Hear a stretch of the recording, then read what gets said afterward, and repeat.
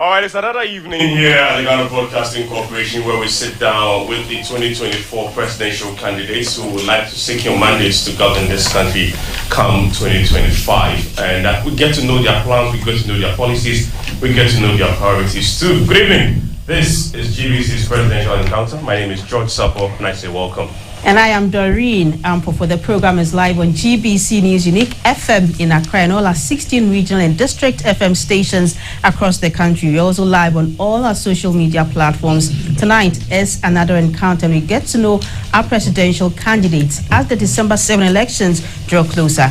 And we always remind you of the Electoral Commission's guidelines to ensure that there's free, fair, transparent election, not forgetting the GGA guidelines too for the coverage of whatever is going to happen within this period of election.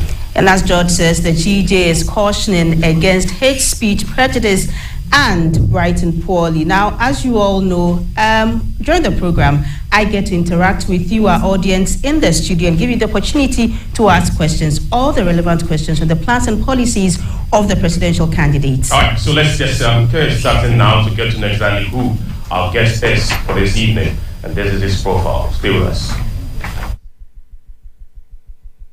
Frimpong was born on 15th of September 1956 to Ohenenana Kwesi Bedu from Ahenema Kokobeng in the Ashanti region and Siata Kremo from Namasa Tyne district in the Bono region.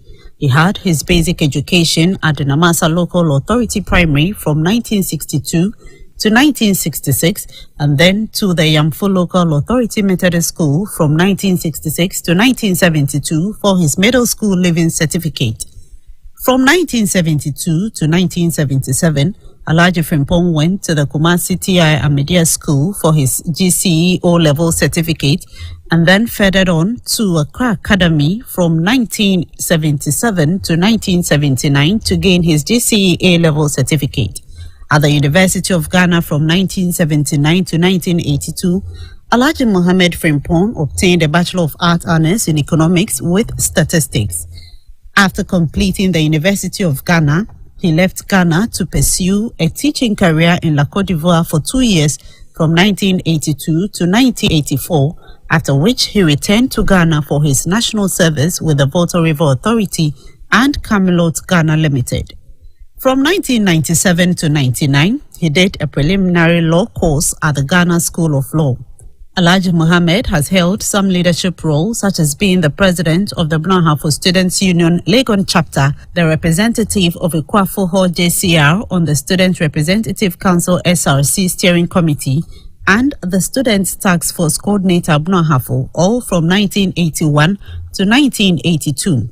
From 1987 to 1989, Alhaji Frimpong was the administrative manager for Flamingo Publications, a firm that is into the publishing and sales of Flamingo textbooks, sales and distribution of stationery, Bible, and motivational books. He was also the CEO of the defunct Steinhold Limited, who were into hospital engineering and fire safety installation from 1989 to 2015. Alhaji Mohammed Frimpong has from 2016 to date been the CEO of Luxend Limited, a project marketing consultants company.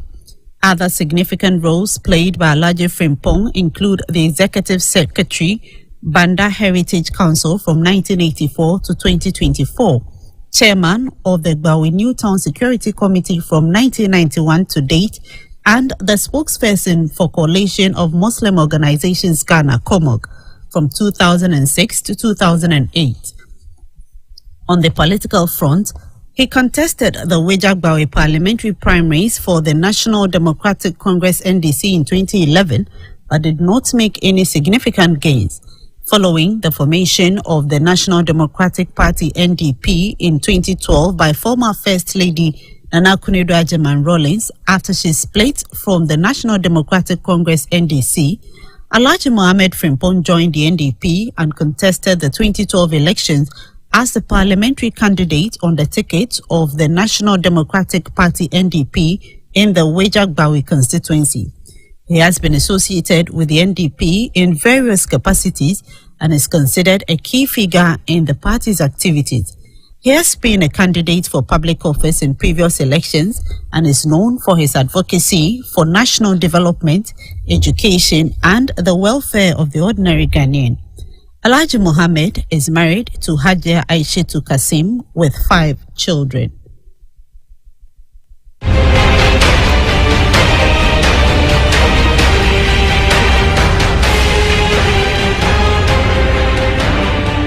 All right, so ladies and gentlemen, there we have it. Let's put our hands together to welcome our presidential candidate for this evening, Alhaji Mohammed Frimpong of the NDP.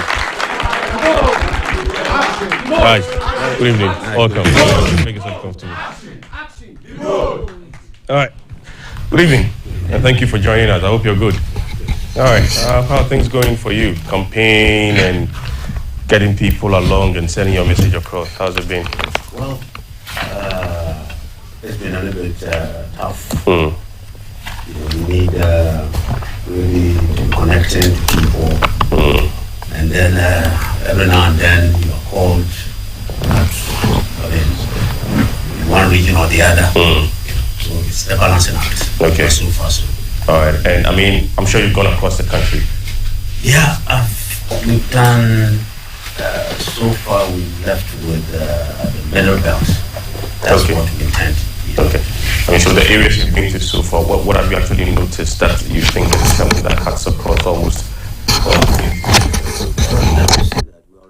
things? We have our branches throughout the country, and by our past leadership, you know, we are not new. Let me say that there are a few old members whom I will term as veterans, you know, all over the country, you know, who know us quite very well. So we don't really have any problem about visibility. Yeah. You know, so far, I think, you know, our membership is doing quite well. Okay, all right. I usually start off with what plans you have for GBC if you become the president of Ghana. Yeah, thank you very much. You know, just from our primary policy of what we call governance and leadership, normally we term plans, you know, for institutions as, you know, an output of leadership consideration. So we understand very well that we have CSOs, we have what you call information policy or communication policy, and so on and so forth. So we leave it with, you know, experts or organizations who know very well, more particularly in terms of communicating government policy, you know, to the regions or to the people on the ground. And we more particularly are undertaking what we call inclusive and participatory leadership. You know, that's for the governance and leadership policy. You know, so definitely GBC being a public let's say information channel, you know, would be very dear to our policy and heart, you know, in terms of communication. So yes, you want to know what we want to offer GBC. Yes. I would say that we have a very good plan for GBC because we will be creating what we call wheels of democracy throughout the country. We think that you know, governance must be going to the nooks and cranny of the country, and more particularly since you are the public broadcasting institution. I think we'll be doing a lot of job or a lot of, should I say, collaboration, you know, with the GBC, you know, in so many areas, particularly, you know, when we want to achieve what we call zero unemployment. Okay. By trying to achieve zero unemployment, it means that we think government programs must not just rest. You know, let's say in the capital, in the presidency or the legislature or what have you. You know, it should go down to the community, and we will be equipping the unit committees. You know, within the local government structure, to function properly. We think that they've been ignored. They've been trivialized.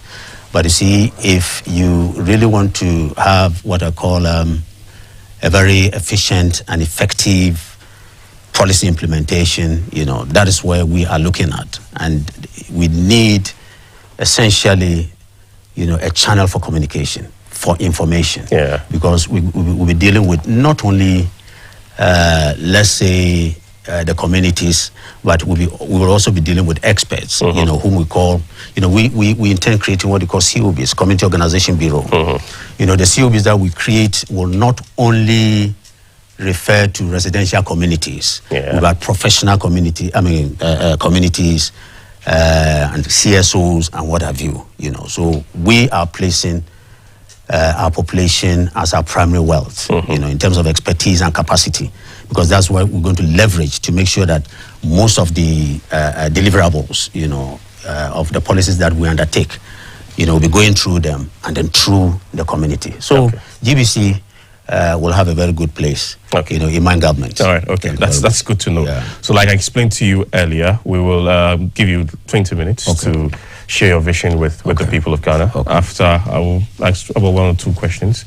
My colleague Doreen will also come in, and then subsequently our guest in the studio here will also have the opportunity to ask you questions. So your 20 minutes actually starts from now. That's your camera. So you actually work between your camera and my face here. All right. Well, thank you very much. In the first place, let me say good evening to beloved compatriots. And my name is Mohammed Frimpong, the NDP presidential candidate. I come before you with humility and pleasure to outline our programs, for which we want the entire nation to give us the mandate to implement and govern this country. First and foremost, the NDP is undertaking what we call a primary and sufficient policy in governance and leadership. We think that that is very, very important, because any other thing that emanates from there is what I call an output or a deliverable. We want an inclusive and participatory democracy. By that, it is very, very essential that, having traveled this long way, almost 3 decades, and counting, 3 decades and counting in our democratic journey, let's give thanks and praise to God for the security and stability, or relative security and stability, that we enjoy currently. We say so because, in the first place, there are a lot of blazing fires in certain spots of the globe. There's fatigue in terms of interference and sympathy and, any intervention. So we are very grateful that at least it's even possible for us to sit here this evening and then be having this discourse. That is first and foremost. Nevertheless, there's still some heat in the system. And what we identify as the heat in the system is the fact that the founders, of the Fourth Republic, and we are saying so because we have a privileged attachment, which I always say, to the antecedents and then the pristine vision that ushered in the Fourth Republic. If you quite remember, President Rawlings of blessed memory, if you saw in that viral video that went around, he was envisioning a democracy that will allow even Lucifer to rule without going wrong. And unfortunately, that's not what we are having today. The problem here is that we think that the vessel of our democratic journey is without wheels. It hasn't got wheels. We are saying wheels because we think the Constitution prescribes what we call inclusive and participatory leadership, which of course has not been taken seriously. And the example is that the wheels that has been created is in the local governance structure, what we call unit committees. The intention is that the unit committees will provide some kind of inclusivity and participation in the governance system. Rather unfortunately, like you all realize, when it is created or when they are elected, virtually they are thrown overboard or they come what we call dead on arrival or a stillborn structure. In that sense, you rather do not have what the Constitution envisioned our democracy for. We are saying so because, in governance and leadership, you have deliverables in terms of employment, in terms of social intervention, in terms of human empowerment and poverty alleviation. At the moment, I think the main headache is the issue of unemployment.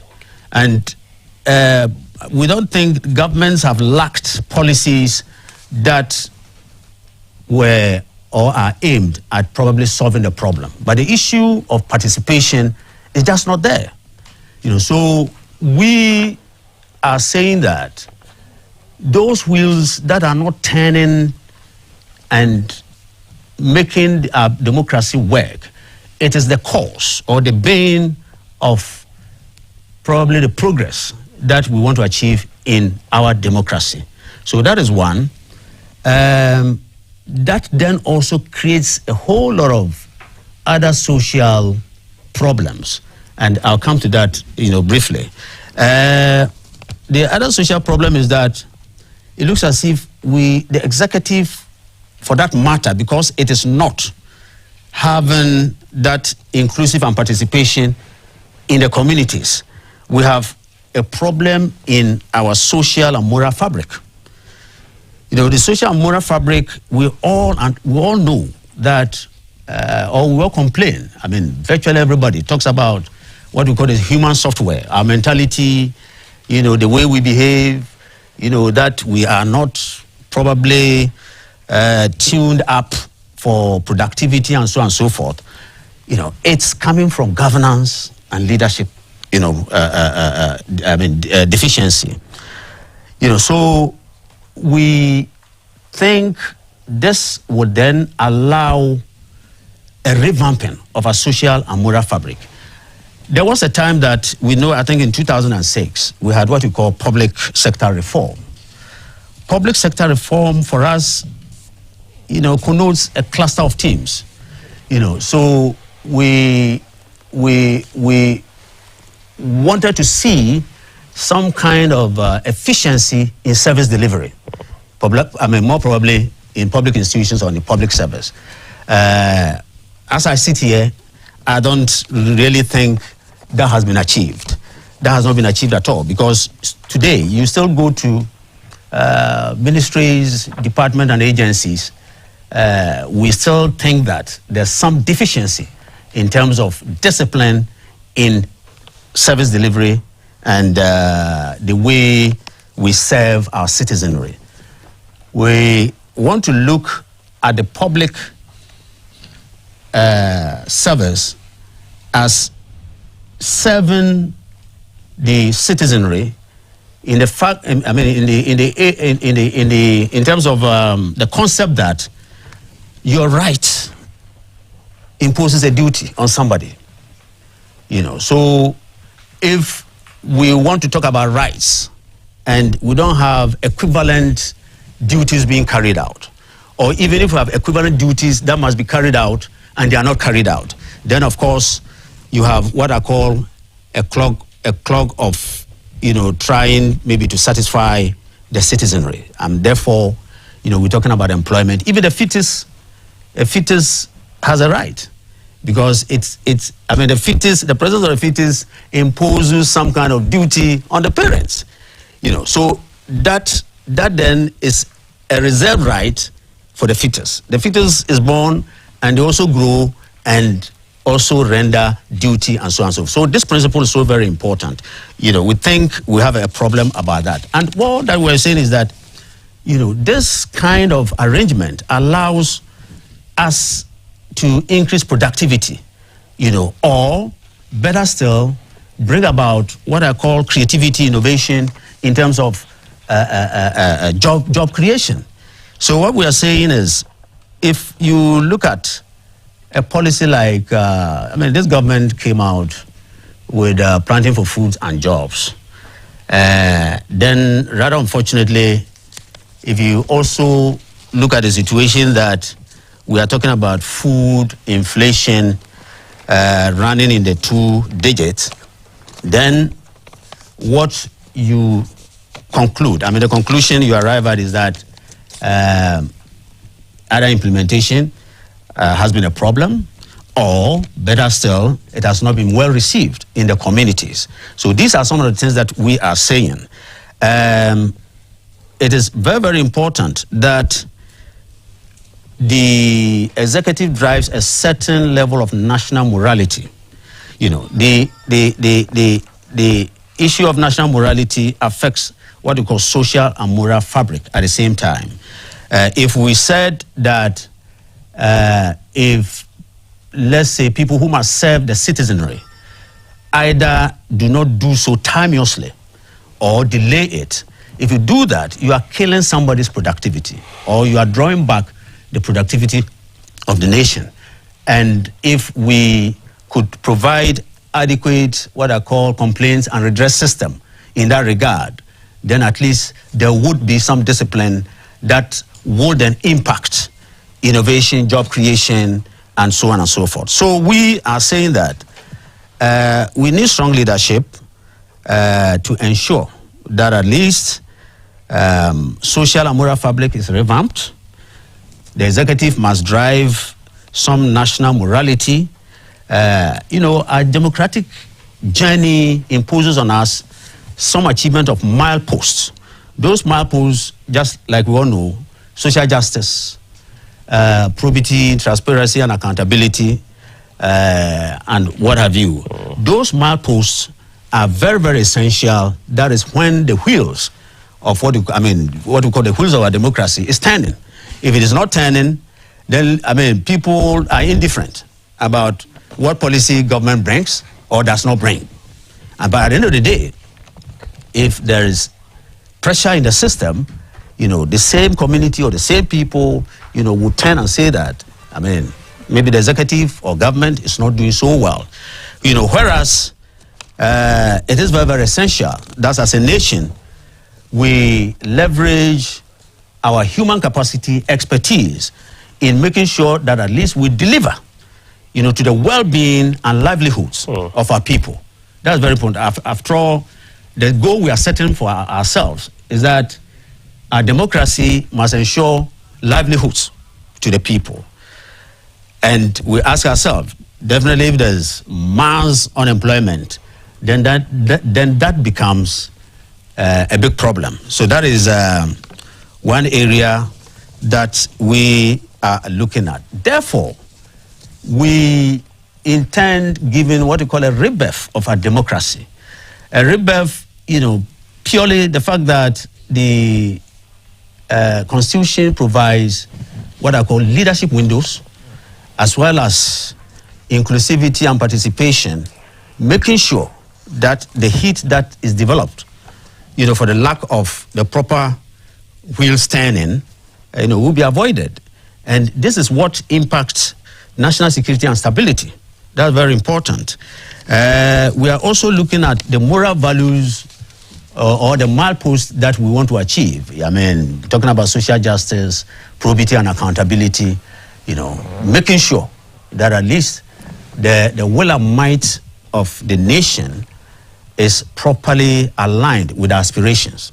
Because if you don't do that, then there is a problem. I'll give an example. Quite recently, there was this problem about Galamsey and what have you.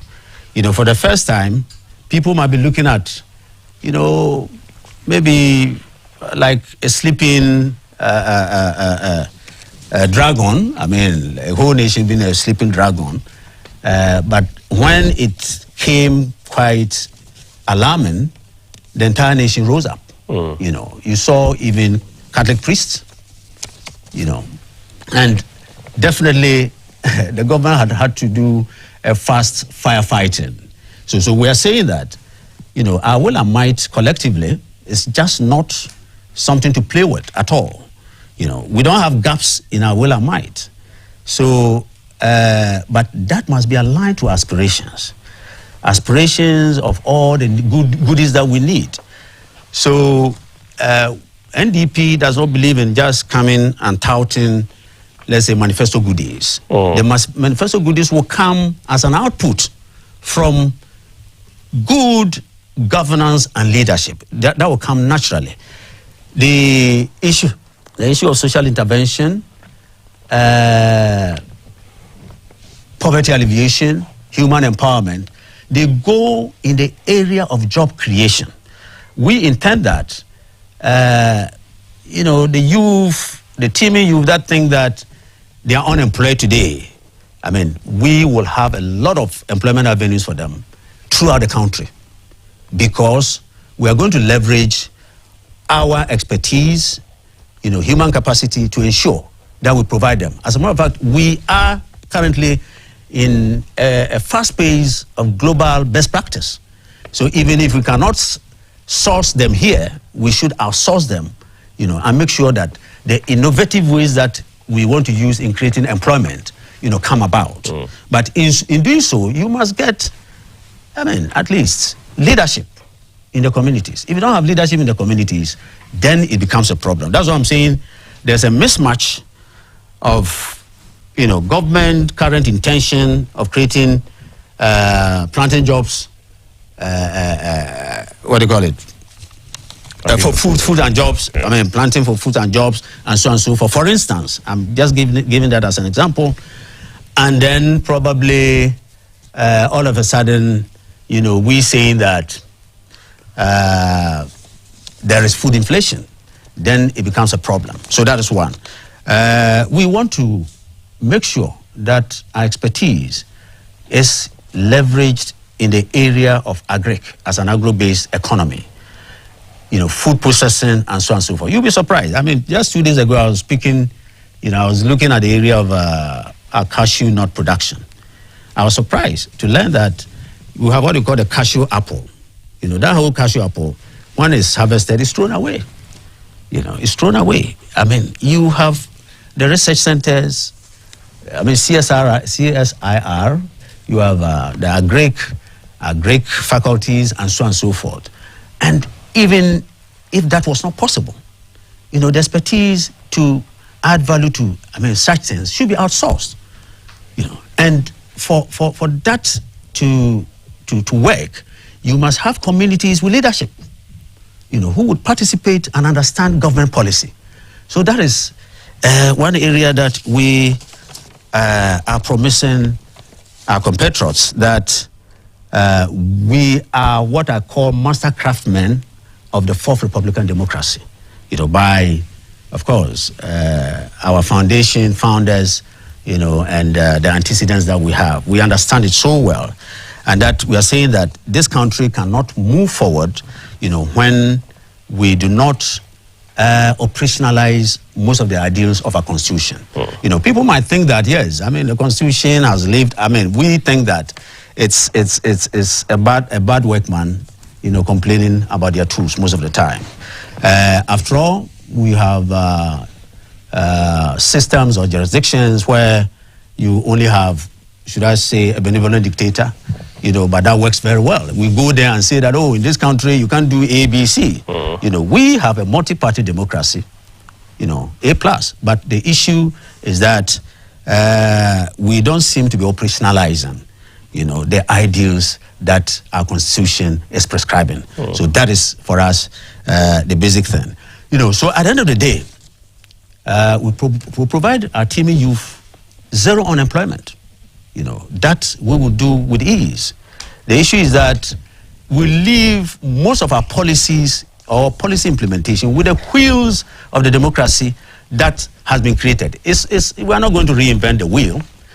You know, more particularly if you take an electoral area, you know, I think we may be having close to about, if you consider something like more than 5,000 electoral areas in this country. Okay, so if you have those ones, and then you will really have what I call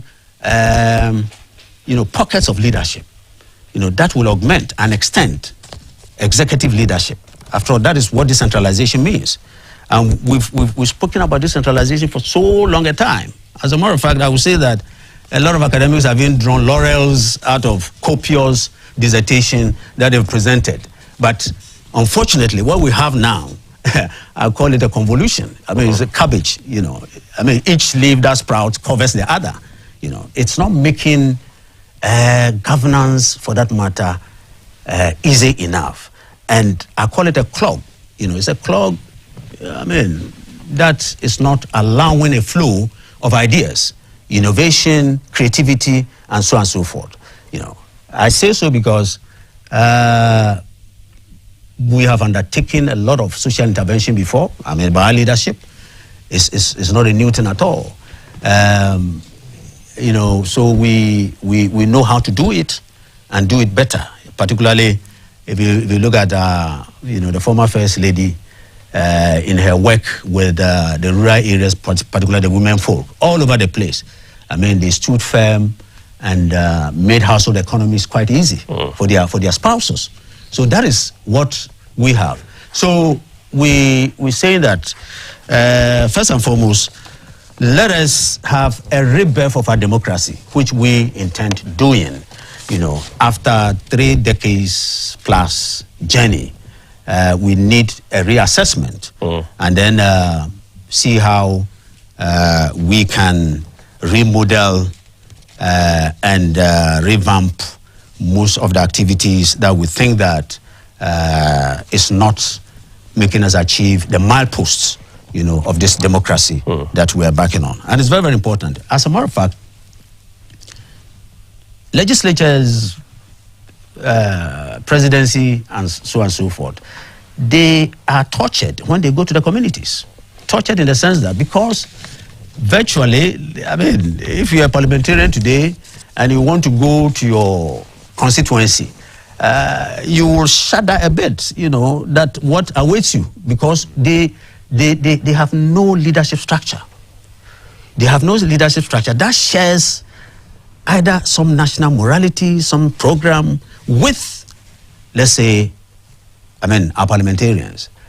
The parliamentarians, for that matter, may go to their constituencies and meet maybe the organizers and that kind of thing. But those on the ground, who may not be part of your party organizers and that kind of thing, they will wait unless you virtually dole out something to them, and that is what is creating what we call monetization and a whole lot of other things, So the monetization thing is putting pressure, a lot of pressure to legislatures. To the legislature, parliamentarians. The same thing is being created. At the end of the day, it's drawing the entire nation backward because of the kind of morality that we are assuming, which we all know that is not good for us. So that was what we are saying is that it is a moral question, it is an economic question, it's a political question, it is leadership question. When we do that, as for the rest, it comes on automatically because these will be pure deliverables. We have our people all over the place, trained personnel. If it's, for instance, in agric, and we want to undertake a specific production line. If it is cropping, you have cropping experts. If it is irrigation, you have irrigation experts. Who will give it in the best possible form, as we like it.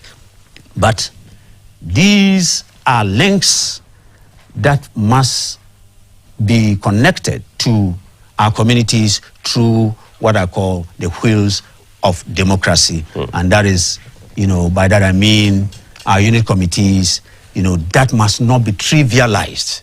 It's very, very important. The unit committees today can be linked up to, the way it is, as a matter of fact, it can be remodeled or reshaped, as it were. What is it? They must link up to traditional authority, and other what I call opinion leaders within, an electoral area. If we're doing this, then we'll be tapping a lot of expertise, creativity and innovation within a small, space like an electoral area. That will help people then to exchange ideas in terms of national problems, in terms of what we need. After all, when we're talking about manifesto today, maybe we work at our manifesto in our party offices, but probably the proper manifesto exists in the communities. It is where that we will properly align our manifestos. And these manifestos, I talk about the deliverables. The deliverables, as for the leadership, there must be a linkage in the communities up to the executive, legislature, and so on. As a matter of fact, if the three arms of government think that they are all in all, they must know that the primary and greatest arm of government, is the people. Is the people. And just like an articulated track, if you have your trailer which is long enough, you need more wheels to run it. So if the three arms of government are just the articulated head, and then you look at all of us, the people in our communities, then of course we need a lot of wheels of democracy. In that way, I think the heat that is generated in the country will come down. We will have a cause for national morality, and then what they call, we revamp our social and moral fabric. Okay, you have 2 minutes. Yeah. Then, so I don't know, can I speak to you? Yes. Okay. Yes. Well, I have forward here, and tomorrow, National Democratic Party, Frank Atuni, enemy, Alhaji Mohammed Frimpong. Ne can say, Ushe Ama Swa, a jeshi, Miamia, Nemo Yamia Yadum, Yawa Asumdue Kakra, away Memo. Na Yasumdue Chino Sono, Junsa, Manwa Shikakra.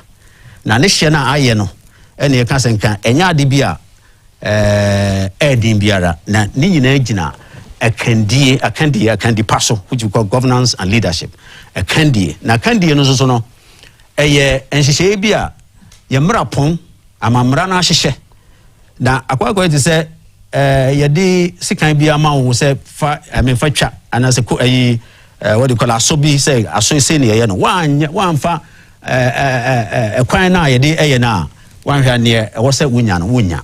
Enti nia ye famu sesia no ni titru se mabunu nya adwuma nya ene ho ne manema no aban ntimi ntena na so ye ana se mna shebe dwomfo ntimi ntena ho enka se bia omo ye na ya yen hyehyɛ na kyese obia anya adwuma ne ye kan se nka ya mamra no hyehyɛ se ye wo amansia ya empotem enhyehyɛ ye bia ye friend unit committees munim na unit committees na se ye de adi agro ye mfanya hwe na akwai te se ehyan si ho na koba ni ase ndi koba ni ase no nya de betimi akọ enti saa na ye de na akwakoye nti NDP de ne pese ye ne se ye hyehyɛ koba ni nyina kama na ama botaye eni baabi aye kɔ no yetimi akɔ ye botaye ana se ye kabi mami kabi amamu akwantuo no ye si mu mfie aduasa ne ekyire ni na da bia kuke twe se na menye adwuma nya wenye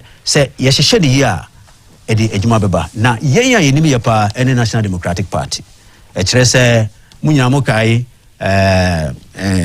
enkane First Lady Dr. Mrs. Nana Kuno-Adjumani Rawlings and President Rawlings can say enka ye come mamu ni wo hwehwɛ ne se ye hyehyɛ ne yi a wo ka se bonsam kura ma metena akonwa so a wonti ehun fi bia na enam se yen ene yen yakachi ana se yekofa bayafo na hyehyɛ yen nti no yen ni me ye enti ye ka kire Ghana se eba se ye kami mam ka bia mamu eno ene wo se sa fapem no esi ho ansa esi ho yi a enkaye ni nyina se adwuma o na se yo ni nyina ebeba because wa ma fapem na esi ho a niema ewo se eso aba no enya ade a ebetimi abantentem enti na amane no. Okay, thank you very much. Let's put our hands together for that.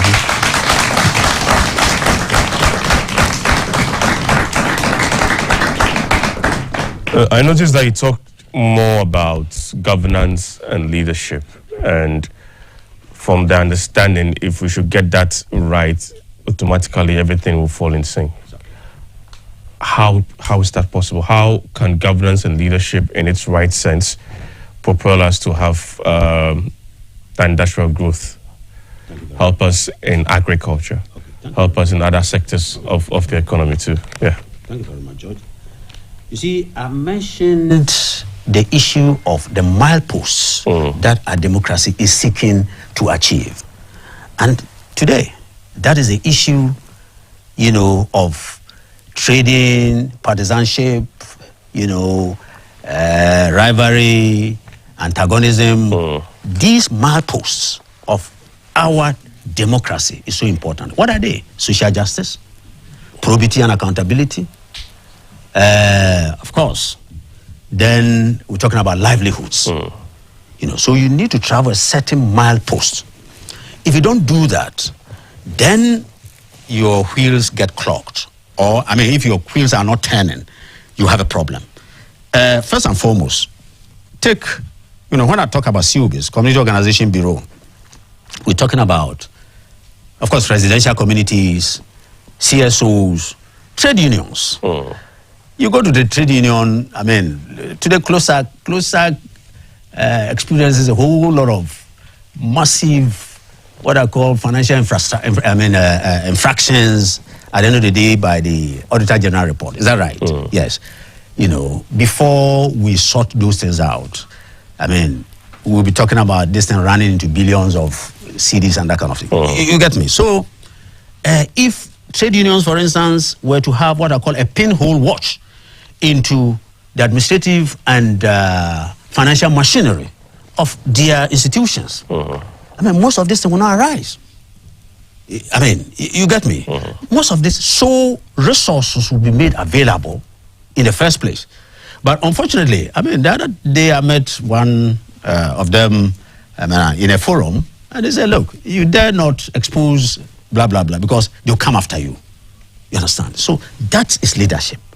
If there was an effective complaints redress system, nobody would dare victimize somebody, But in any case, there should be a link of the lower ranks and whatever. If CLOSAG, it's a union, very integral to whatever, takes place in their sector, civil service or public service. So if they are not part of that, if they can't say that, and at the end of the day, we're giving tons of financial infractions, that will take another whole financial, cycle of financial year to resolve. We have a very serious problem. So that is one. Two, if you don't have leadership to drive government policy effectively, of course, you have a problem. We are not saying the youth will stay in Accra and, even if they are the 2 million or whatever, get employed. We will embark on a policy of green talents. Most of them who we think that have, let's say, green talents, we create entrepreneurial hub in the communities. And we are saying that, look, it will get to a stage that even retirees will be recycled, into, taking jobs. Because massively, we're going to make sure, the communities are engaged because of the purpose of livelihood. And the only thing that can be done, if we are following the, what I call local governance structure, what is it? You're talking about decentralization. It is government, the executive power extending, to the communities. That's what it means. Executive power devolving to the communities. Other administrative centers decentralizing to the communities. And that channel must be properly followed. So, for instance, I'll tell a story. See, anytime maybe there's a change of government, a democratic, you can be sure that there will be some culvert somewhere, whether it's made or not, somebody will go and break it and redo it. you get me? So people have targeted. because they do so without the consent of any unit committees, involvement. They have nothing. Sometimes you watch. Look, George, look at your own area. Whether you even see any unit committee member, who will come and say, look, I'm summoning you, let's discuss sanitation and blah, blah. Man, it's not there. But this should not be trivialized. It's integral to our democracy. And that's very important. So if you're talking about industrialization, whatever, because how do we industrialize? We're talking, if we are more or less agro-based, then of course we are going to tackle a lot of agric activity. I've mentioned to you, the processing, for instance, industry, food processing, a lot of it. And then people who may come with, innovation in areas that we may even not know. But there must be a deliberate policy to empower them.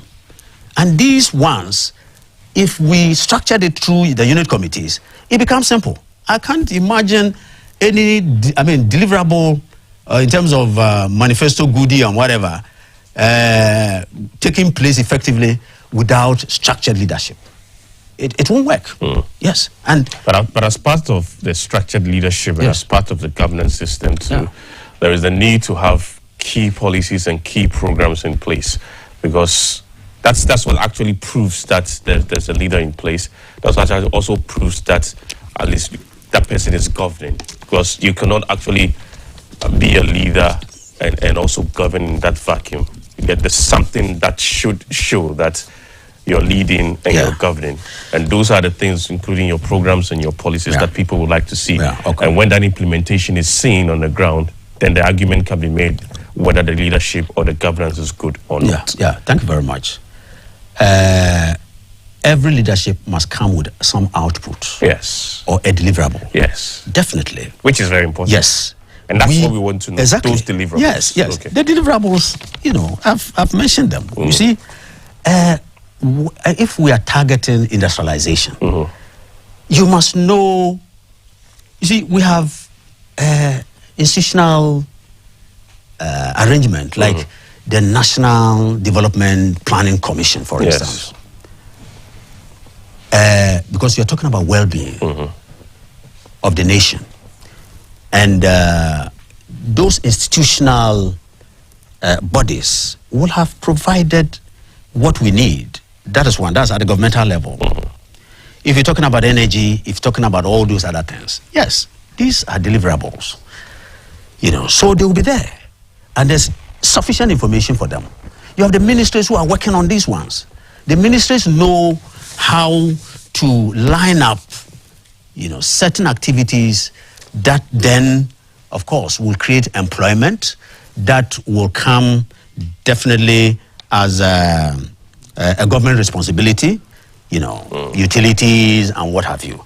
Then, we are talking in terms of leadership, that will also allow individuals, private individuals, to come with whatever, you see. So we make a deliberate policy and make those possible, So what is it? Even you're talking about the digital world today, it is there. What we are saying, those things that, all those goodies, yes, we'll talk about them. We're talking about the industrial sector, pharmaceutical, and so on and so forth. You have institutions that definitely will bring those up, and government need to facilitate, probably how those sectors work, All what we're saying is that, the deliverables will come, the outputs will be there. If, you see, it's inexhaustible. If you're talking about deliverables, normally it's inexhaustible. If you take 2-3 parties, you're talking about health. Health is human empowerment somehow. You want to empower, so the health sector will be taken care of, because there is a ministry that is looking at that area, and that will advise government. So these are quite clear. Education, these are area, social intervention, superb. NPP wants to outdo the NDP in that matter, but we are also very good, you know. I mean, our past indicates that we've done a lot of social intervention. As an NDP? No, NDP. I mean, by our founders. I mean, when I talk about, you know, the foundation that we have, you see, you know, I'm talking about, of course, when I say we have a privileged attachment to antecedents and then, you know, the Fourth Republic, I mean, through the Rawlinses. You get me? And the founder of NDP. Pardon? And the founder of NDP. And the founder of the NDP, you know. So, yes, I mean, they are immensely infused what I call a lot of social intervention. I mean, most of the social intervention that you see today, you know, emanates from their compassion and humanity. You know, that's what I'm saying. To the extent that it was being said somewhere that they were being placated for, you know, loading the constitution with the social intervention policies that, you know, but that's another matter. So what we are saying is that, yes, the ministries are there, all the sectors are there. That is where the efficiency comes about. That's where we also preserve our resources. You get me? Because, George, I mean, if today we're talking about, let's say, I don't have the figures offhand. We're talking about, I mean, the Auditor General's report, you know, talking about infractions year in, year out, with no end. That's a serious matter. You get me? So it is leadership that will prop up all the deliverables. You know, which we call secondary. They are secondary, but of course necessary. They are secondary but necessary, you know, output from leadership. Whereas leadership is sufficient and primary. You know, so that is how we want to classify, you know, our governance. You know, once that is done, you'll be sure that probably we'll not be hearing too many of issues about, let me say, you know, problems about accountability, you know, lack of, I mean, social justice and that kind of thing, because our will and might will be aligned to our aspirations. You know, of course, the will and might also determine the laws we have. So as far as we are concerned, I mean, you know, I hear some people saying somewhere that there are breaks in our laws in terms of maybe fighting corruption and that kind of thing. But there's no break in our will and might. You know, so I can't. I mean, I can't imagine, you know, a break in laws, you know, fighting, you know, corruption and so on and so forth. I'm going to introduce Doreen in very soon. We'll pick some questions from our audience, but it's just one quick question before Doreen comes in. You talked about zero unemployment and have a lot of employment for a lot of young people. How are you going to do that? Yeah, zero unemployment. You see, one, you are living and empowering the communities to be involved, first and foremost. We don't have this now. You see, the youth in every corner that they find themselves do not necessarily have to come to Accra or Kumasi or the urban centers, because we'll be creating vibrant hubs, you know, within the communities. And that's why I'm saying we're going to tap retired expertise. You know, for us, we are placing, you know, leveraging our human capital and expertise in all these areas, which I think we have not done sufficiently. What will the retired expertise do? Oh, the retired expertise people, you have agronomists, for instance, who might be retired in the village, you know, but you incentivize them that, like, this is the program we want to have in the communities. They'll take up. You know, you want... How does that actually create employment? Because they're supposed to exist for others to also enter. Oh, well, they are retired anyway. Yes. It is not government job. You know, you have, let's say, a group of youth, you know, who say that we are going into rice farming. You understand? You have an agronomist who thinks that, I mean, he must be somewhere. And the youth know that, oh, we have this expert in this area.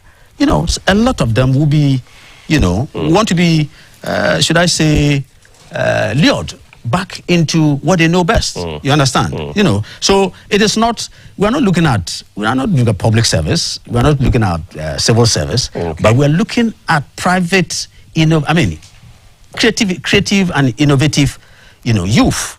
You know, these are green talents, you know, who think that, I mean, you know, our rice consumption, if government applied its attention effectively in production of rice, for instance, and said, we have X tons, but we have deficit so much, and then we are going to, you who would want to go into this area, this is what we want to, I know our Greek institutions, because that's the area of either social intervention or human empowerment, because you see, so strictly, you are empowering the people or adding, you are embarking on social intervention to add capacity to the people in production.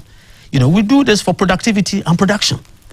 So once they are in that area, that is it. Okay. Right. So we are not looking at people, it's not coming back into civil service. If you are retired, you are retired. Okay. But what we are saying that you are attracted, because of the motivation that government has provided, through the leadership structures, okay. And we think that can work very well, because we want to link up our unit committees with traditional authority, and opinion leaders, who from time to time, either in some town hall encounter, can then recount government's effective policy engagement, right. With the people, so that those who want to tap from it, it's not, we are laissez-faire. Our economy is laissez-faire.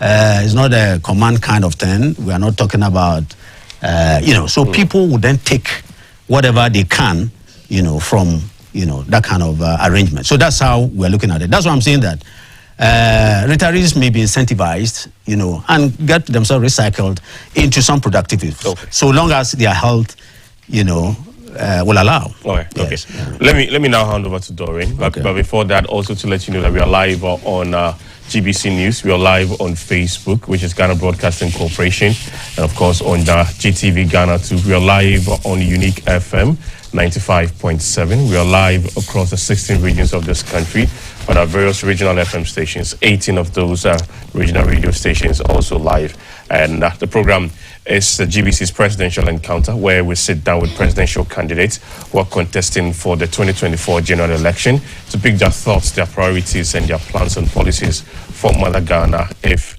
and when they get elected. I would like to say huge thanks going out to Star Ghana Foundation for the support for this particular program. Let's hand over to Doreen now to pick some questions, and if she's got some questions to ask you to find. Doreen. George, thank you so much. You are my favorite part of the conversation, where I get to hand over the microphone to our studio audience to ask you all the questions they have. But I'll start first. Now, Alhaji, you've mentioned the fact that leadership is the basis that provides or leads to having deliverables. But I also know that as a leader, you must have goals, and these goals must be smart. And when we talk about smart, you're talking about the goals being specific, the goals being attainable, the goals being measurable, and the goals being time-bound. I just want you to give us 3 of your goals that you want to achieve, so that you can have the deliverables and then be able to measure them if you are elected as president. Well, thank you very much. The goals we are setting ourselves is our collective aspirations. We want to be well-educated, in other words, human empowerment. Health-wise, education, and then employment. That must be at the reach of every Ghanaian.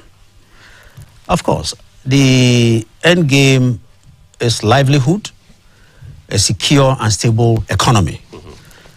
So we see the economy as a wrap over whatever we do, and what I call the pulse of the nation. So that one will be worked on, as and when there's a need, every time there's a need to adjust. This adjustment will come from the indices we pick. For instance, if you have data from either the statistical service or, the ministries themselves about what is ongoing, definitely, there's always a plan for short, medium, and long term to ensure that at least whatever slippage we may have in terms of the economy not achieving its goals, must be corrected. And there will be avenues.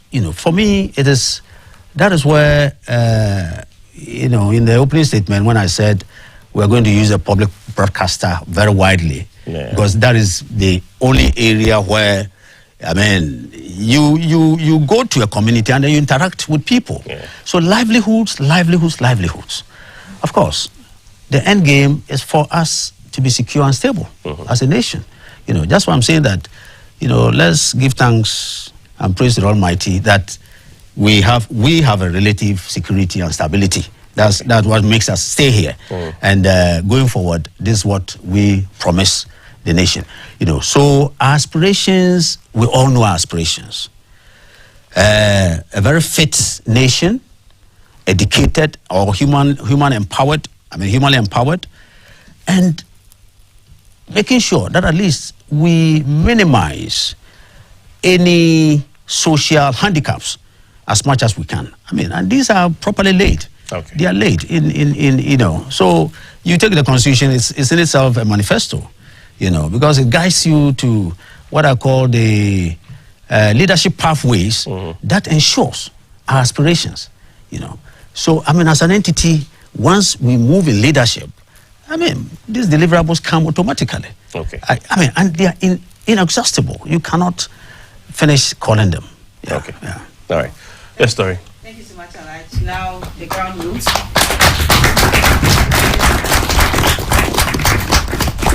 Go. Action. So before you ask the question, let me just tell all of us that if you have any questions, just let me know. I give the microphones to you. You mention your name, where you're coming from, and then you go ahead with your question. So please. Thank you very much, and good evening to all viewers. Mr. Aspiring President,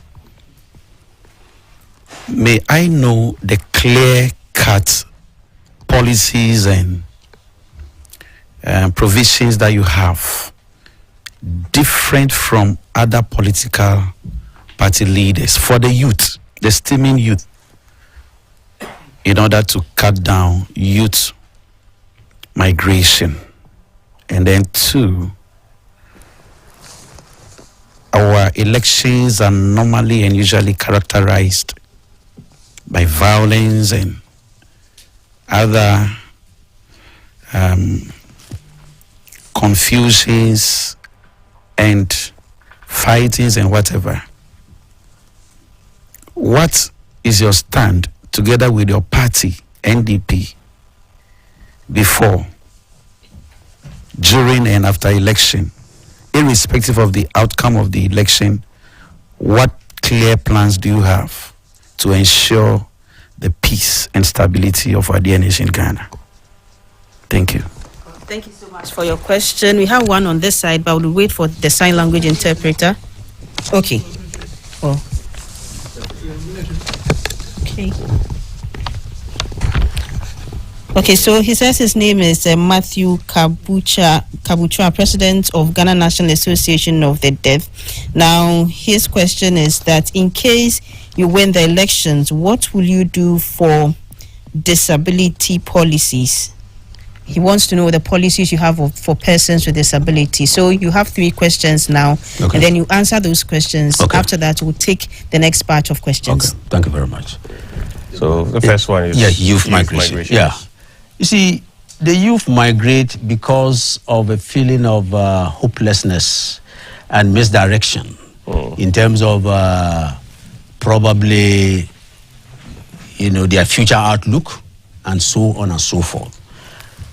We will embark on a deliberate policy to make sure that at least the youth are incentivized first to embark on, probably if they have any, let's say, creative minds or innovative ways, they must be empowered. They must be a source. And that's why you don't have to come to the urban centers. There must be a link with the MMDAs, because that's where the unit committees are linked up to. That's what we believe in. As a matter of fact, we will also make sure, probably we've not told you, as part of our democratic process, we will encourage, election of MMDAs. Oh, okay. Quick one. I mean, we will have to align the constitutional provisions and make sure that that is done. You know, we don't believe in any other ifs and buts because substantially, you know, that is a universal right for communities to do that. So, you know, the communities will be empowered, you know, to make sure that except that, I mean, at the end of the day, except that somebody wants to migrate. But, I mean, at the end of the day, if there's opportunity for you to do a job and you are still migrating, then of course, your own people will say that, I mean, it's not for lack of job that you want to migrate. Maybe you want to migrate yourself. So this is very, very important, okay? Now, I mean, year in, year out, I mean, during every electoral season, we sit on tenterhooks about election. It is also the deficiency that I talked about in leadership. Why am I saying so? You see, if you have wheels of democracy properly empowered and are turning, nobody will see your obsession with power as their worry or their concern. Even the communities, the unit committees, you know, see that you've come and you want to win election by hook or by crook. I mean, they don't care. What they want to know is your plans.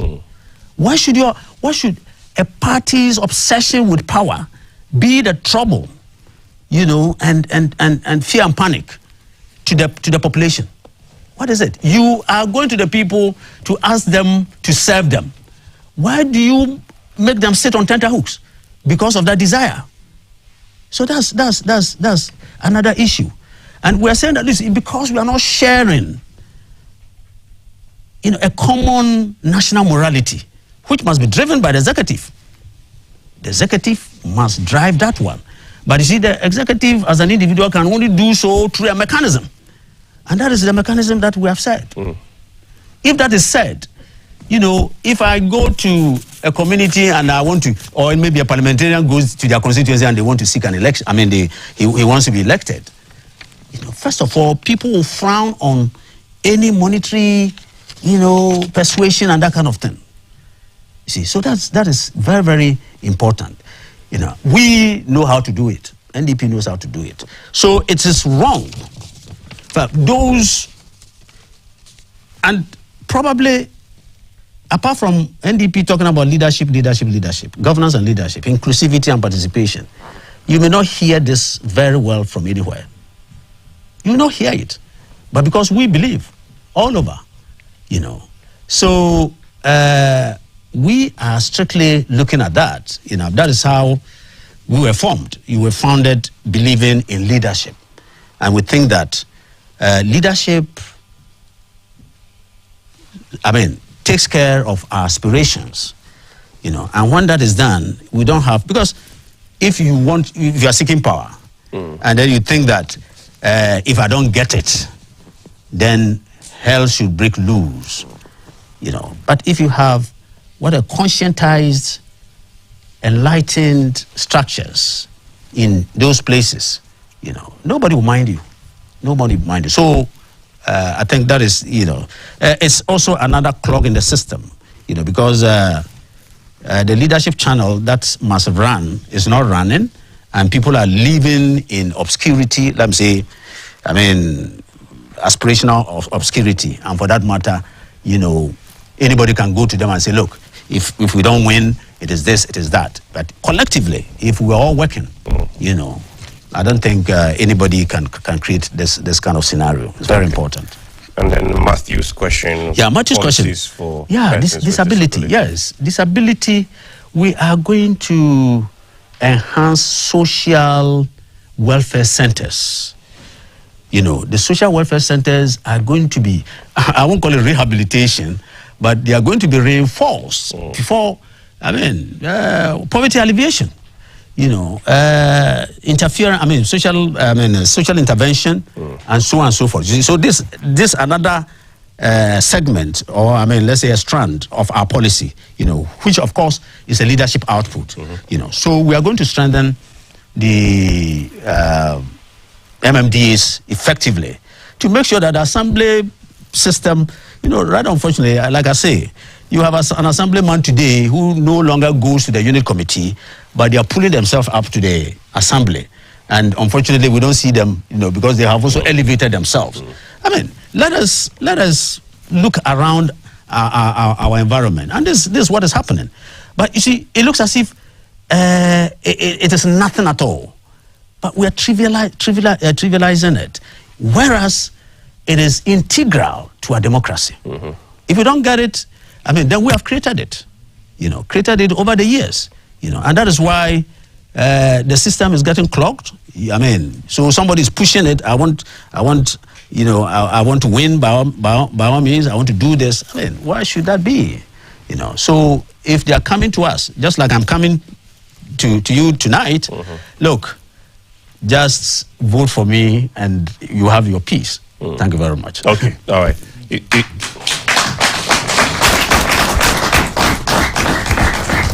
We will quickly have to go for a break. When we return, and then Doreen will continue with the next batch of questions. But if you're just joining us, this is GBC News, and you're watching, and if you're listening to us on radio, this is Unique FM, and this also happens to be the radio station of the Ghana Broadcasting Corporation, wherever you're listening to us across this particular country, and it is a presidential encounter where we get presidential candidates contesting for the 2024 general elections to give us their mandates and whatever they have for us ahead of the general election that will be coming up on December 7. We'll go for a quick break. When we return, we'll continue with our next batch of questions. Stay with us. We'll be right back.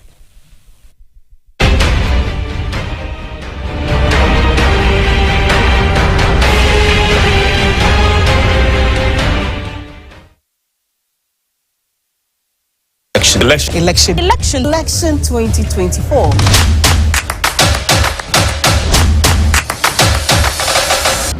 All too soon, Ghana is ready for an all-important national exercise, Election 2024. To bring you live discussions, live coverage of the elections, and update you on events from the camps of all the political parties. On top of that, bring you facts and figures of the results from the constituencies. From all 16 regions of the country, our correspondent will bring you spot-on, real-time report on election 2024. We will leave no stone unturned, no sand concealed. We are the voice of the people and the future of our nation.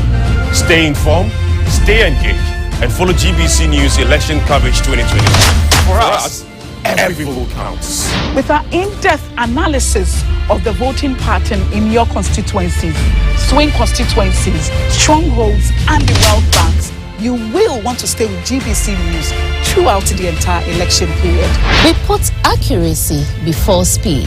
So, for reliable, dependable, verified, and uncontestable results, your best bet is GBC News. I am Cyril Furi. I am Gloria Anderson. I am George Sapo. I am Thelma Taki. I am Maurice Ogbeti. I am Doreen Ampofo. Election 2024. Ghana wins.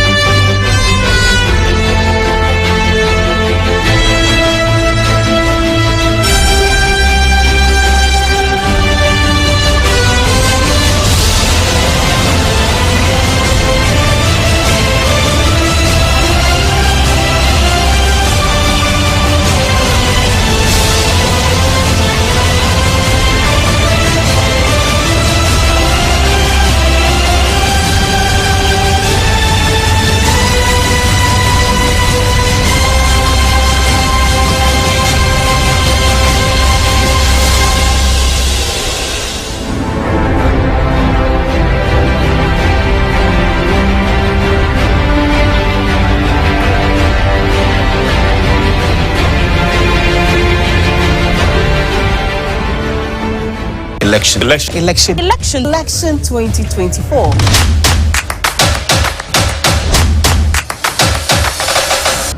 All too soon, Ghana is ready for an all-important national exercise, Election 2024. To bring you live discussions, live coverage of the elections, and update you on events from the camps of all the political parties. On top of that, bring you facts and figures of the results from the constituencies. From all 16 regions of the country, our correspondent will bring you spot-on, real-time report on election 2024.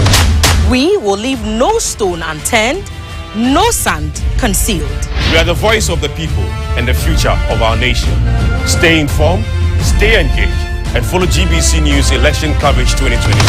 For us, every vote counts. With our in-depth analysis of the voting pattern in your constituencies, swing constituencies, strongholds, and the wealth banks, you will want to stay with GBC News throughout the entire election period. We put accuracy before speed. So, for reliable, dependable, verified, and uncontestable results, your best bet is GBC News. I am Sarah Ofori. I am Gloria Anderson. I am George Sapo. I am Thelma Taki. I am Maurice Ogbeti. I am Doreen Ambofo. Election 2024. Ghana wins.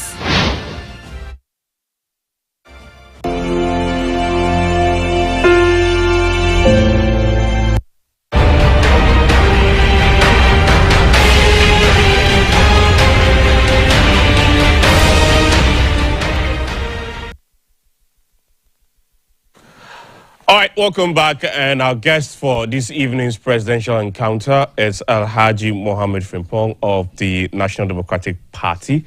And he's been telling us the party's plans and vision for Mother Ghana if gets elected as president for this wonderful country of ours. We've done the first session. We were actually into the second session. We were picking questions before we went for the break. So I'll hand back over to Doreen to continue with the questions from our guest here in the studio. So Doreen, over to you. Much, George. Before we get to some of the questions, let me remind our viewers and our studio audience that we have representation from the OT Youth Training, Empowerment and Agriculture, Ghana Pentecostal and Charismatic Council, Greater Accra Markets Association, More Hope for Disabled Foundation, and Ghana National Association for the Deaf. Now, I'm going to the audience for the questions, but I have one question for you before I go there. Alhaji, you seem to be big on morality.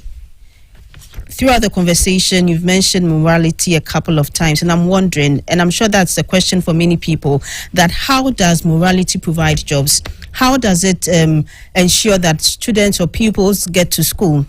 How does it put food on the tables of many homes that do not have food? So I want you to ponder over this. Let me take some 2 or 3 questions, and then we'll come back to you for more.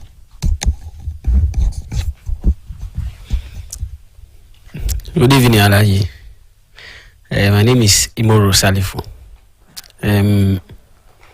My question is, what is your plan for private and public sector partnership or collaboration to drive economic growth?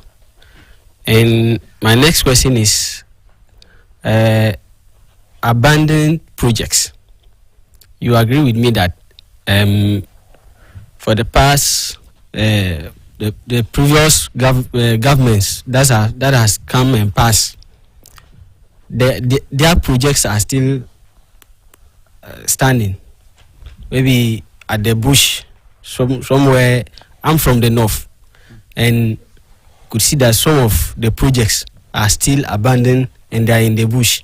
When you go to the north, when you are traveling from Wale Wale to Nalirgu, you will see them in the bush.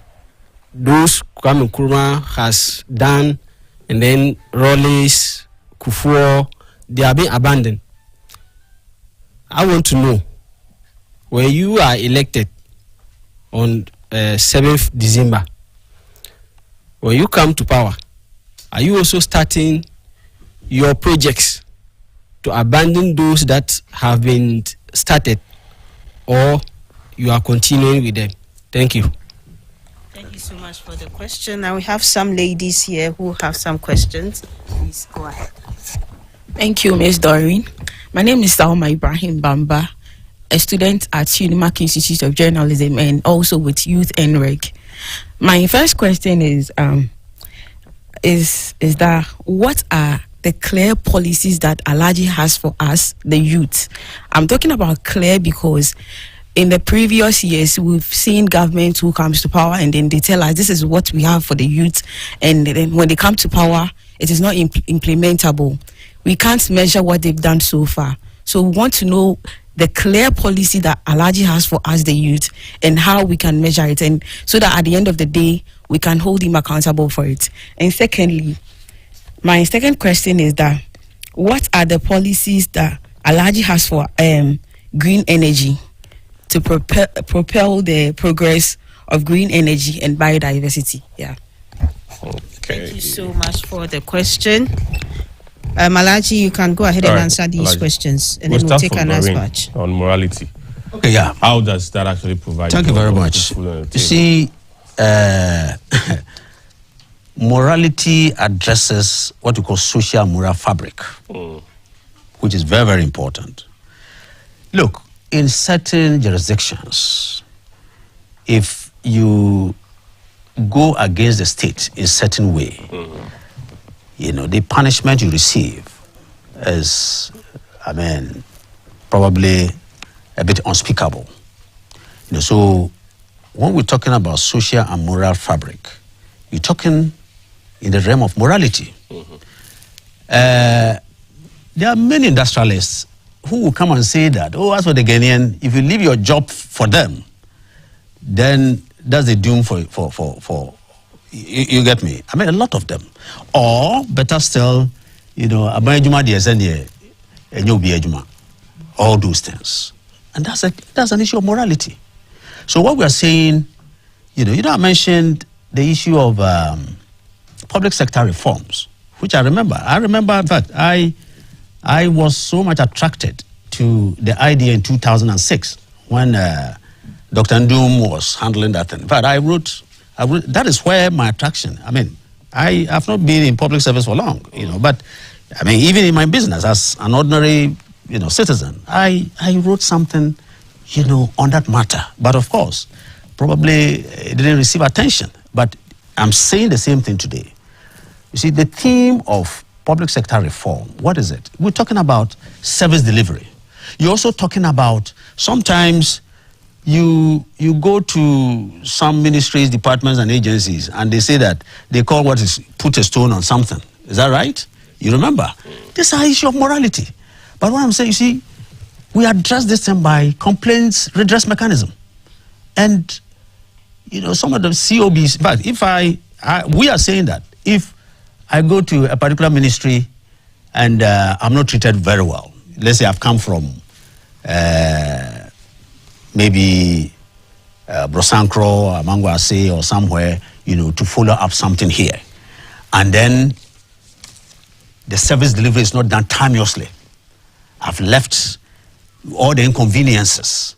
You know, I come here, if I don't have a relative, only God knows where, maybe I'll sleep and that kind of thing. It is torture to our own, you know, and probably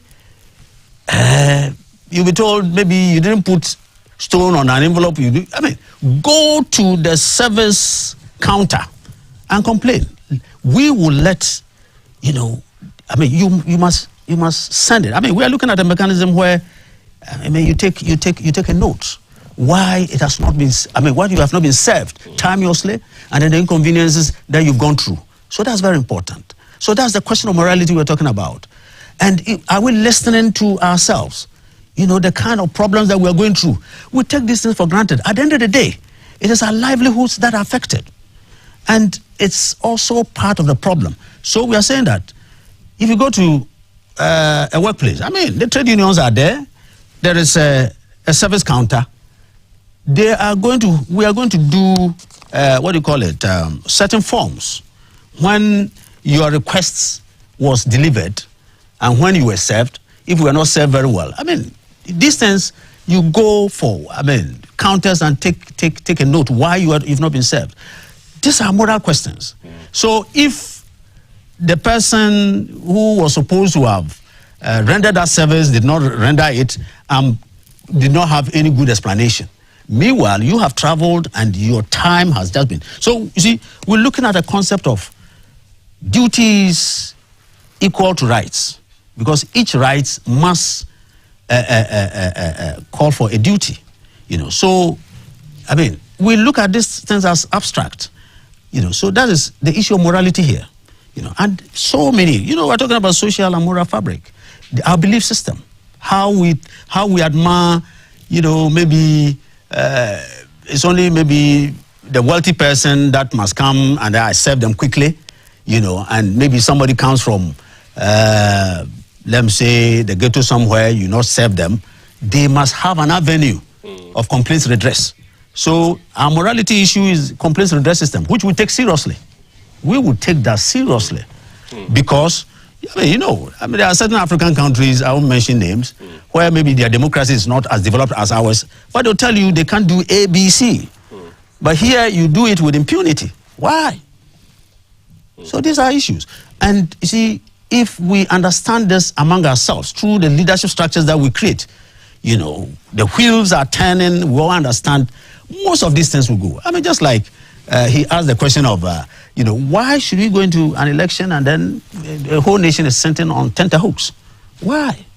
So these are some of this. So this is the morality question I'm talking about. Okay. But in certain areas, if you breach morality, you are shot. We God forbid, we don't want it here. But we must be sure that we use leadership to align this with our will and might. As a nation, our will and might is our strength, with all our aspirations. All right. Yeah. Good. Yeah. Imoro talks about private-public partnership. Yes, and how that's actually going to help. Yes, that's great. These are areas, you see, when I mentioned all these are deliverables. Private-public partnership, if they fall into, let's say, a feasible public policy, yes, it's good. We're going to allow it. You see, there are systems that are there already that you don't even have to talk about. I remember I'm into what you call a project marketing consultancy. And we have a lot of jobs, probably, let's say infrastructural, jobs all over the place. If you came and then you had your financial proof and, an individual you convinced, said, it's welcome. It's welcome. In fact, it's going to be promoted, depending on the sector ministry. That's why, we do not have to ignore, because when leadership permeates, and it's pervasive enough in the ministries, everybody will sit up. So that is where, as a private person, it could be in the railway industry, it could be any other thing, maybe in the MMDAs, it could be whatever. Once you have gone to fetch some good funds and it comes within public policy and it's feasible, it will be held. Okay. And then now abandon projects. Abandon projects. Why do we abandon projects? Why do we abandon? This is also another issue of morality. When we talk about it, sometimes, why do we trade and so much spew partisanship, hatred with projects when it is resource of the nation? How do you explain this, item? If there are any issues involving such abandoned projects, deal with them. Let's deal with them. If probably they were not proper, but whatever it is, once it's been put there, it should be completed. Right. Just like you're saying, it's so painful. We abhor this kind of trading and partisanship, So will you complete them? They must be completed. Okay. They must be completed. Of course, by this structure, we want to preserve as much resource as possible. And for that matter, undertake some of these things that have been abandoned. Because at the end of the day, what do? They must be serving a purpose in production or productivity. So we need them, Okay. Yeah. And then Salma, clear policies for the youth. Yeah, you see, one, the youth are what I call undergoing training or have undergone training. We've said here that it depending on the area that a particular individual is looking at. You don't need to just be recruited into civil service or public service. That's not what we're looking at. That for us is limited. It's limited. We want to create a lot of incentives, deliberate environment, empowerment for the youth in whatever area they want to, get into. First of all, if a group of youth just came and said, of course, government will undertake a policy in agric, in entrepreneurship, in probably industry, and so on and so forth. You see, sometimes we want to look at the youth in terms of school leavers. If the youth in terms of school leavers, we believe certainly that there will be a lot of avenues for internship, depending on, because the youth must be prepared. I know presently you go through, national service. Yeah. And apart from that, the communities, the way we intend it to be, the communities will be a hub for entrepreneurship, for a lot of production, and so on and so forth. So there will be a lot of orientation right in your communities. So it's not as if you're a school leaver, you must be going too far away from home or from wherever, your locality, and then if you don't have maybe some protocol connection, in the city, then it means you are doomed. That will not be. Okay. That will not be. That's what I'm saying. We are aiming at zero unemployment. And that means that every individual who wants to do work must find work. Okay. And probably, we're going to link this up with, I don't know whether this is a social welfare center or is it employment. I know there's an employment Ministry of Employment, ministry. But there's an agency. Yeah. See, we're going to, make sure that all these agencies and institutions work properly. Okay. And you see, probably you might be doubting, what are we going to do? What we are going to do, we cannot tell it all, because that's what I'm saying. There's always the fast pace of best practice. Best practice in every facet of life. It could be in the digital space, it could be in agric, it could be in industry, pharmaceutical, lots and lots of them. Lots and lots of them. So that is what we create. We believe that, you see, when we empower the communities, most of this thing will be, and we live to see. Don't worry. Okay. when the time comes, you see what we're talking about. Thank you very much. And then policies for green energy. Good. You see, I think for now, I have had my own experience in this green energy issue. You have the solar, you have the wind, you have that. I know, once again, if we apply ourselves to most of these things, it could be done, or it can be done.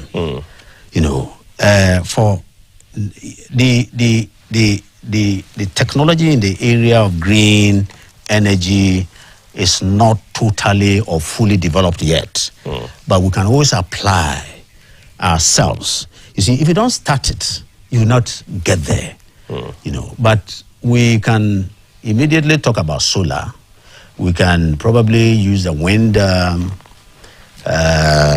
energy and so on and so forth. Now the issue has come up because of the fossil fuel matter and climate change and what have you. The world is moving gradually, from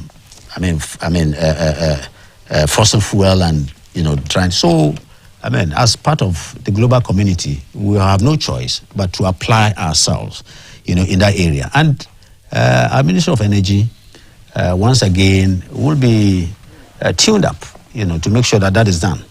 I have had an experience of probably introducing solar energy, where it is fed into the grid system and whatnot. Then we hear probably that there must be some storage capacity. If it's not at night, you can't use it. But daytime, So these are technological matters. But once again, I'm saying that the best practice, the global fast-paced best practice is there. We can outsource those things, even if we don't have them. And I'm sure we have our technical people, experts who can also follow up on all these things. I've had my experience, unfortunately, as an individual who wanted this project, like the friend is saying PPP, and what have you, private, public partnership kind of matter. Well, I didn't succeed, but at least I've had a feeling of it. Yeah. But all what I'm saying is that it is doable. It is doable, and we have no excuse at all for not applying ourselves, to the developments in the green energy area. Because at the end of the day, I think it's going to be good for all of us. Of course, the lithium thing is also coming up. We know a lot of things are coming up. So it's a developing sector. But at least we have our sun. I know there are a few installations. There's a belt in Ghana here where it is thought to be most feasible for solar. Then we have the wind. You have that. Okay. Now people are even, should I say, combining hydro and solar as well.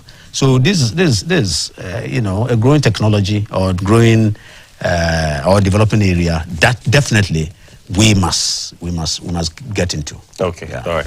So let's pick the next batch, and if we have enough time, we will pick another one. Here, and then I'll come to this side. All right, thank you. The name is Michael Abwaji. I want to ask Alhaji your direction for national teams in sports and your take on the Supreme Court verdicts on the 4 parliamentary seats. Once again, can you be clear? I want to know your direction for our national teams in relation to sports. Okay. Yeah. And your take on the Supreme Court verdicts. Yeah. Okay. Adiz Abdullahi, a student of UNIMAC IJ, and I'm also with Youth and Reg. Okay, my question is, Mr. Frimpong, when you are voted into power, what measures will you take to make technology and digital skills more accessible to the Ghanaian youth? Because now some schools have adopted the STEM projects, or let me say program, that they are doing. And just a few public schools that have implemented it. So when you are voted into power, how will you make sure that all public schools in Ghana get these digital skills and then technology? Thank you. Thank you so much for the question. We'll take one from this side, and then. My name is Joseph Odemensa from More Hope for Disabled Foundation. Alhaji, our street side is full of disabled people begging for alms. Every human being have a dignity, but we sell our dignity on the street side. What will you do different to ensure that disabled people gain their dignity again? Thank you. Okay. The final one from him, and then. Assalamualaikum. I have 2 questions that I want to ask you. Please, I'm coming. Please, my one question is the NHIS, that the National Health Insurance, our disabled account, when it expiring, it's very tough for us to renew. But we want one-time period. Okay. And then 2, how can I benefit for? Okay. All right. Okay, thank you very much. All right, so let's start off with Michael. Okay, so national your plans team. For sports, yes. Yeah, national team. Yes. You see, let us be frank to ourselves. Yes. We always believe in the experts meeting and solving a problem. Let us probably open up the avenues and not by favors and ensure that, I mean, the current, my thinking about what has happened to Black Star now is for them to call what I call a national forum of experts. I am nil in football, but because of national interest and dignity, there must be a forum. Let those who know how to manage, how to plan, let them meet, you know, maybe in a 2 or 3 day conference and decide and come with a decision and tell the whole nation that this is the decision we have taken. You understand? Because currently, I hear a whole lot of, should I say, bitterness about, first of all, the leadership and so on and so forth. So let us get even on why those who are not performing or those who have not performed are still there. And probably somebody has got a better idea as to how that must be done for the sake of national dignity and the interest that we all have. You know, so that is how I believe. And when that is done, you see, it provides leadership. You know, when they tell the entire, probably people must not put strings on it. And once again, let us be fair-minded, transparent. Let them meet and say that this is what we have met and done. And then, you know, the nation must be told that the experts have met and this is what they've considered as the way out. Okay. You know, we are free to go. We believe in, you see, once again, like I've said, the experts, I mean, people who have the expertise, you know, those managing our football now, yes, well, they have the expertise. Well, they have the expertise, but what is wrong? So let's find out. So we must interrogate the question. I mean, the issue. You know, let them come. They have the expertise, fine. But let others also interrogate the issue. Okay. You know, in a conference, in a national conference, I prefer a national conference. It should be open. The media must be there. The media must tell, you know, the nation that this is the issue and this is how they have arrived at. Let us be frank. Let us be, you know, make sure. I mean, for that, you know, those who say they have the expertise, you have better expertise somewhere. Okay. So that's how I see it. That's the only way we can resolve. But the president, I know, is not maybe a footballer. I mean, may not have that expertise. But that is another sector. You know, you get people to decide what it is. So that's it. And he also wants to know what you think of the Supreme Court. The Supreme Court verdict. You see, as far as I'm concerned, I know in certain jurisdictions, they have what they call constitutional courts rather than, you know, a superior court of law. That is one. My simple answer is that, you see, let us respect institutions in the first place. As far as I'm concerned, you know, you see, if you read, I mean, ordinarily, the pages that talk about all these things, you jump and say that, oh, then the people may have suffered that. But you see, in jurisdictions that they have maybe constitutional courts, here we have it combined. I mean, there might be some absurdity in the law. I mean, our constitution may not be foolproof. You and I may not be able to interpret it. But let's respect those who interpret it. And if there are any more process that we think we are not satisfied, let the process go on. Okay. It's okay. But I am satisfied, you know, with what I call a finality to the matter. It shouldn't drag on, you know, because, I mean, ordinarily, I can smell some absurdity in the way maybe it is interpreted when, let's say, I mean, George, you are a parliamentarian and you want to do, then it means that you have straight camp and, you know, for a particular term of the parliament, I mean, this 4-year term, you know, it means you have abandoned your thing and therefore it should change things all over. I mean, for me is an absurdity. Okay. Yes. So if the Supreme Court has interpreted it the way it should be, then it means that it is futuristic rather than now. Okay. So that's it. Thank you. All right. And then I think Adiza on technology for the Ghanaian youth. Yes. I mean, that everybody will have access to. Yes, Adiza, you see, that's why I've said, these are issues of aspirations. They are there, and so long as we grow in this area, it should be made available. Very soon, I think the digital world, should not be limited to just even what the government creates. I think the digital world, must extend even to homes. Seriously, I mean, we're looking at the possibility of making sure that at least the internet, connection and whatnots, go to homes. So that it increases our well-being. These are matters of well-being. These are matters of human empowerment. These are matters that allow us to be creative and innovative.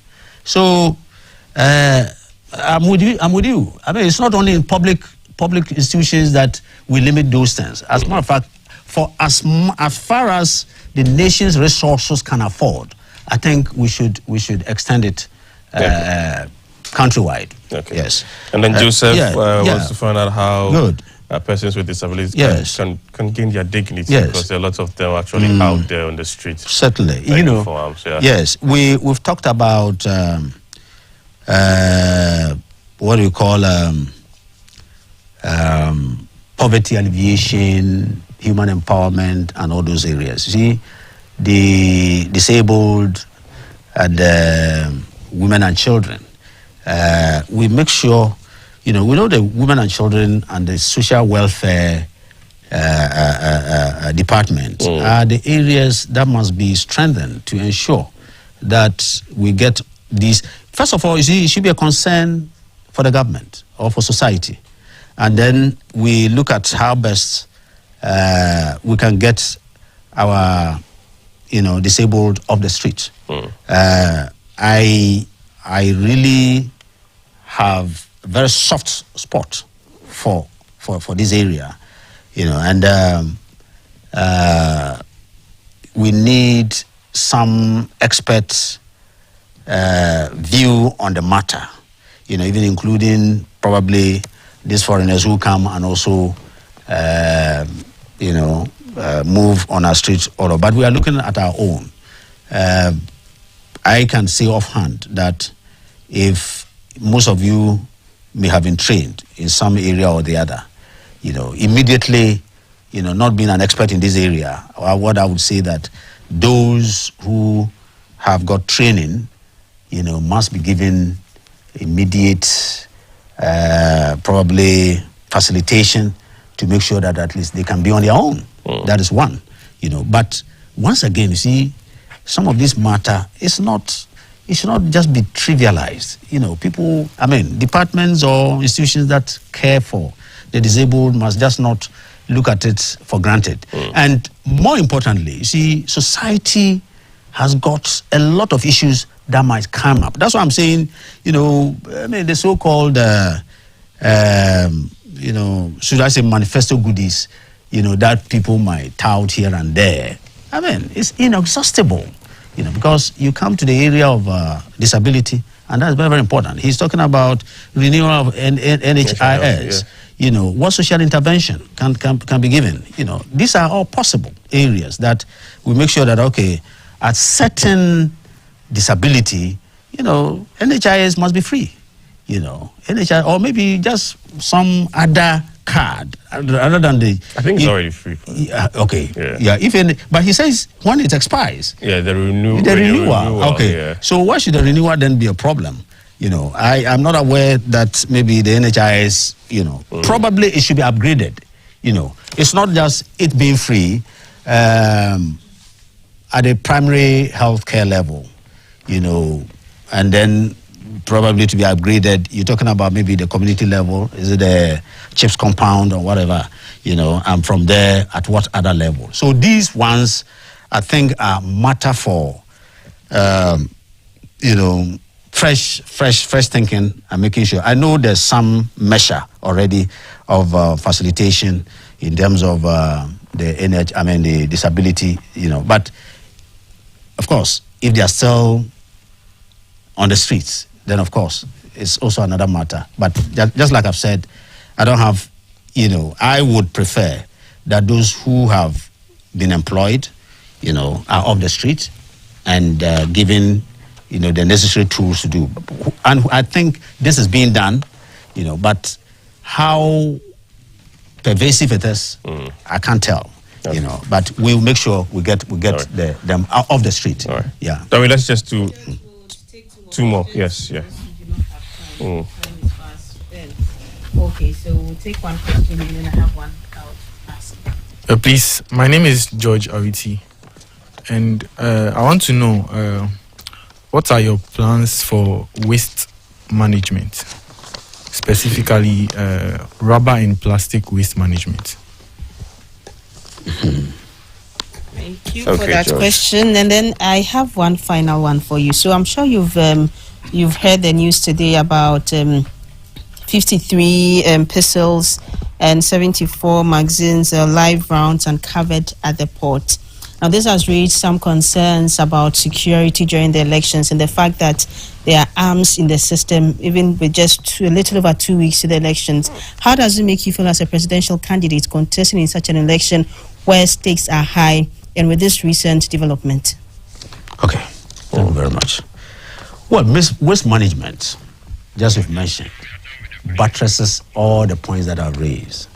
You see, I find it very difficult that in a local government structure where we have unit committees and assemblymen and women would allow their immediate vicinities, to be what they are, and everything also bundled together probably for a particular company, to be doing that.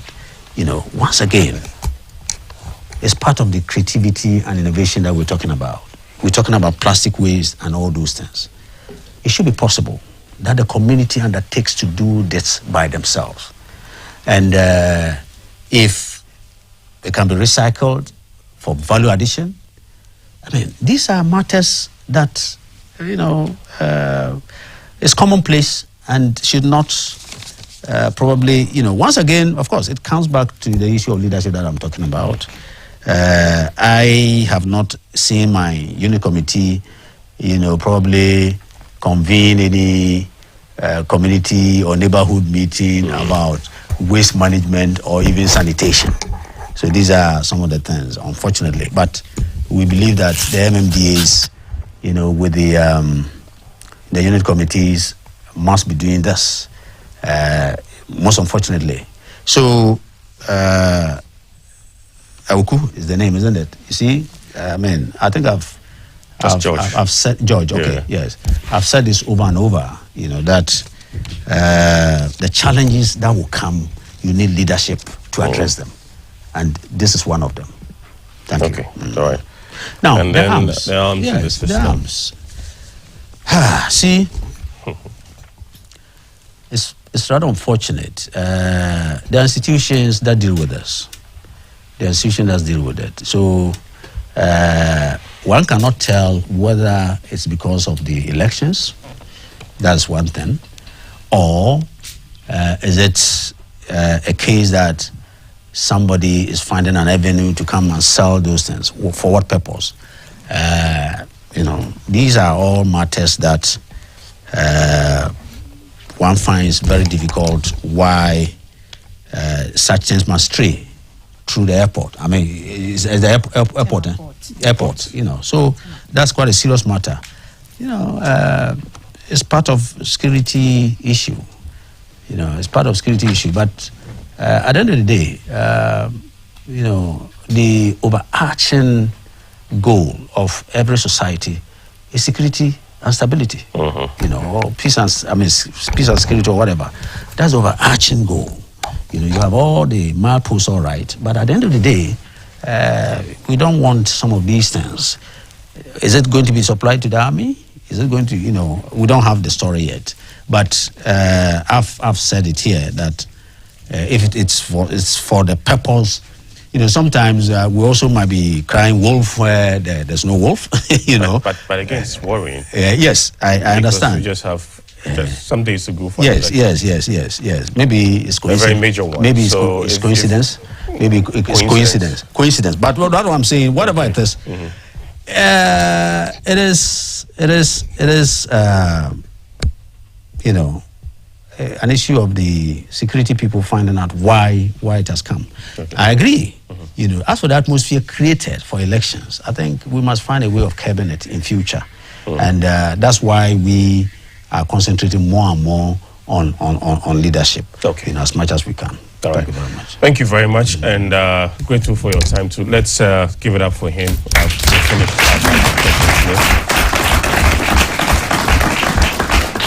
So you just speak your final words, and then we can wrap it up. Just 1 minute, your final words to Ghanaians. Well, thank you very much. Like I've said, the overarching aspiration or goal for a nation is peace and stability.